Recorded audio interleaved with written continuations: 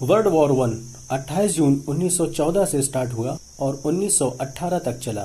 World war one कई देशों के बीच हुआ, जिसमें अलाइड पावर और दूसरे पक्ष में इसके खिलाफ सेंट्रल पावर के देश शामिल थे। अलाइड पावर में रशिया, फ्रांस, ब्रिटेन और फिर बाद में Canada, Japan, United state of America, Italy, Romania शामिल हुए। इस जंग में अमेरिका 1917 और 18 में शामिल हुआ था।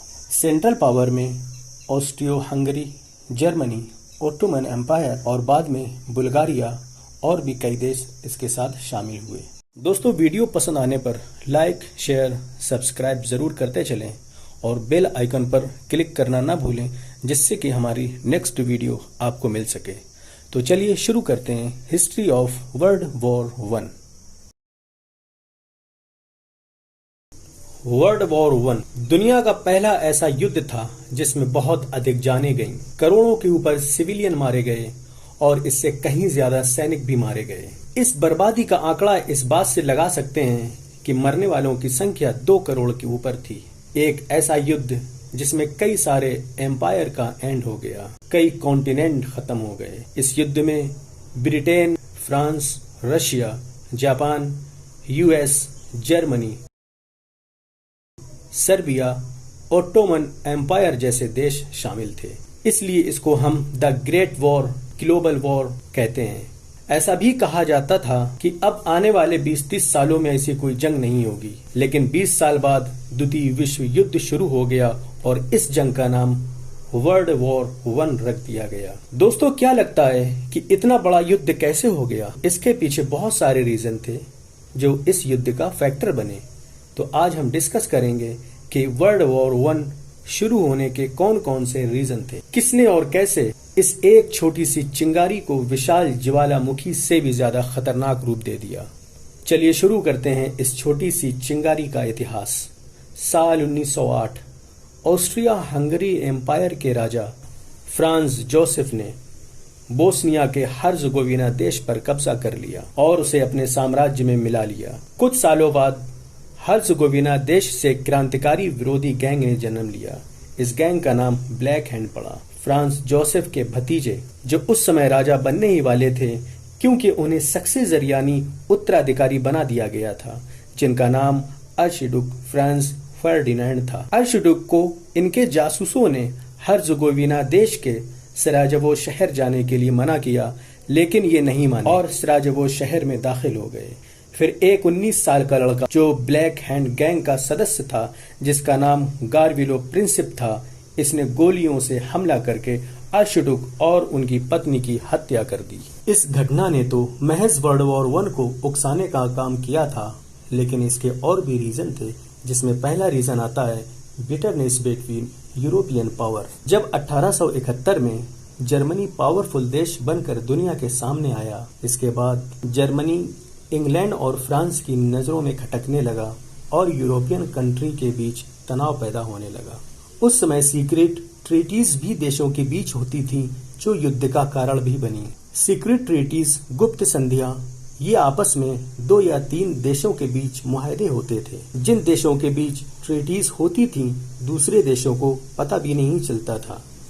जैसे ए कंट्री और बी कंट्री में कोई हमला करेगा तो दोनों देश एक दूसरे के लिए लड़ेंगे। इन देशों के बीच ये संधि गुप्त होती थी। दूसरे एग्जाम्पल में हम देखेंगे, जैसे सी और डी के बीच ट्रीटी हुई तो तीसरे देश को पता नहीं चलेगा। इस तरह से जब संधियां होने लगी तो और भी देश आपस में संधि करने लगे, जिसमें पहली संधि 1882 में ट्रिपल अलायंस संधि हुई, जो जर्मन, ऑस्ट्रियो हंगरी एम्पायर और इटली के बीच हुई थी। इनमें से तीनों साम्राज्य में कोई हमला करेगा तो 2 देश मदद करेंगे। हालांकि जब इनमें हमला हुआ था तो इटली इनसे अलग हो गया था। दूसरी संधि ट्रिपल इंटेंट हुई थी, 3 मित्र संधि 1907 में, जिसमें फ्रांस, यूके और रशिया के बीच की संधि हुई थी।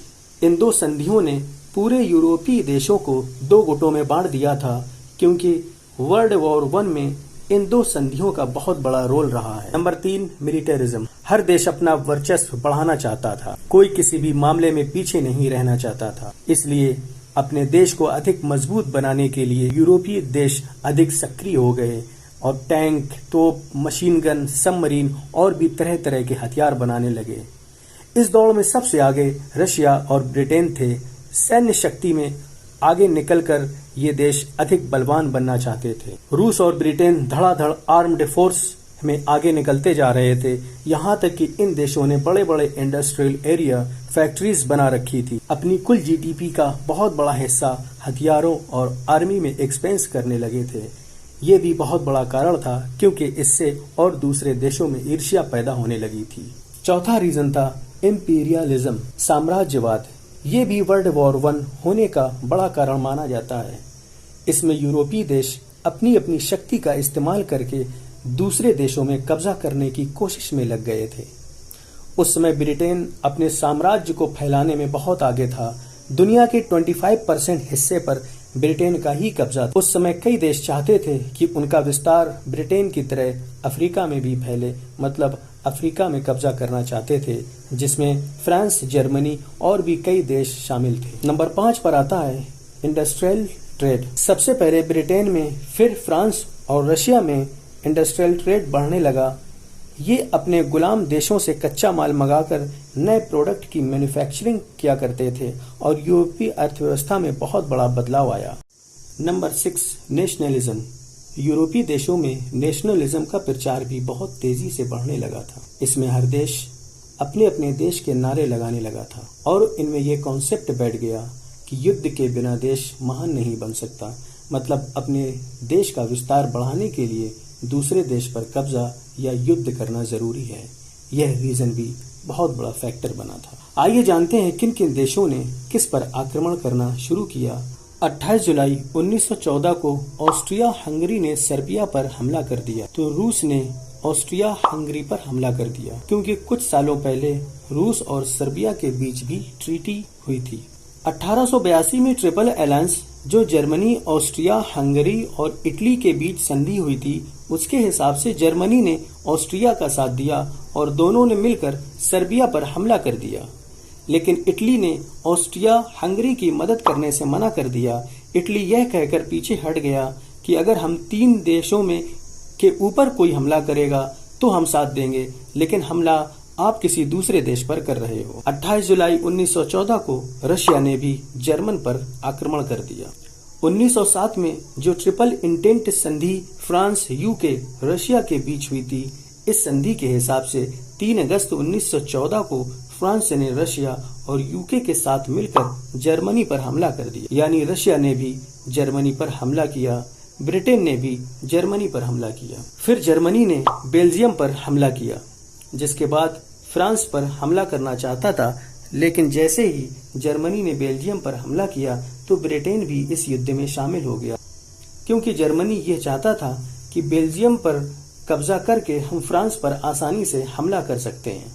क्योंकि 1839 में ब्रिटेन और बेल्जियम के बीच संधि हुई थी, इस हिसाब से 8 अगस्त 1914 को ब्रिटेन ने जर्मनी पर हमला करना शुरू कर दिया। इटली ने जो 1882 में ट्रिपल अलायंस के साथ संधि की थी, उसने उस वक्त अपना पल्ला झाड़ लिया, लेकिन 1915 में इटली ब्रिटेन और फ्रांस के साथ शामिल हो गया। इटली ने ब्रिटेन और फ्रांस के नेतृत्व में अपने मित्र देश ऑस्ट्रिया हंगरी पर हमला करना शुरू कर दिया। इस युद्ध में ब्रिटेन ने वो सारी आर्मी बुला ली जो ब्रिटेन के कब्जे वाले क्षेत्र में डिप्लॉयड थी, जैसे भारत, कनाडा, न्यूजीलैंड, ऑस्ट्रेलिया और भी देशों के सैनिक ब्रिटेन ने बुला लिए। जर्मन ने पैसेंजर जहाजों पर हमला करना शुरू कर दिया था। ब्रिटेन के जिन जहाजों पर सामान या लोग होते थे, जर्मन अपने सबमरीन, यू बोट, हथियारों से उन पर हमला करने लगे थे। क्योंकि जर्मन ब्रिटेन को कमजोर करना चाहते थे, फिर 7 मई 1915 को जर्मनी ने एक और बहुत बड़ी गलती कर दी। इंग्लैंड के लुसितानिया जहाज पर हमला कर दिया, जिसमें लगभग 1153 लोग थे। इन्हीं में लगभग 128 लोग अमेरिका के थे, जो मारे जा चुके थे। इस हमले से अमेरिका आग बबूला हो गया और इस युद्ध में अलाइड फोर्स की तरफ से शामिल हो गया।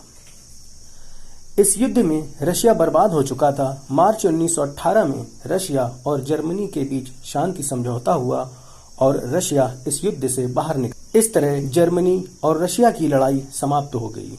इस तरह अलाइड फोर्सेज ने सेंट्रल फोर्सेज को पूरी तरह पराजित कर दिया था, जिसमें Ottoman Empire, Bulgaria, Austria Hungary Empire ने सरेंडर कर दिया था। सेंट्रल फोर्सेज में जर्मनी रह गया था, जो फ्रांस, अमेरिका, ब्रिटेन से युद्ध कर रहा था। लेकिन अमेरिकन आर्मी और ब्राजील की आर्मी आने के बाद जर्मनी हार गया और सरेंडर कर दिया।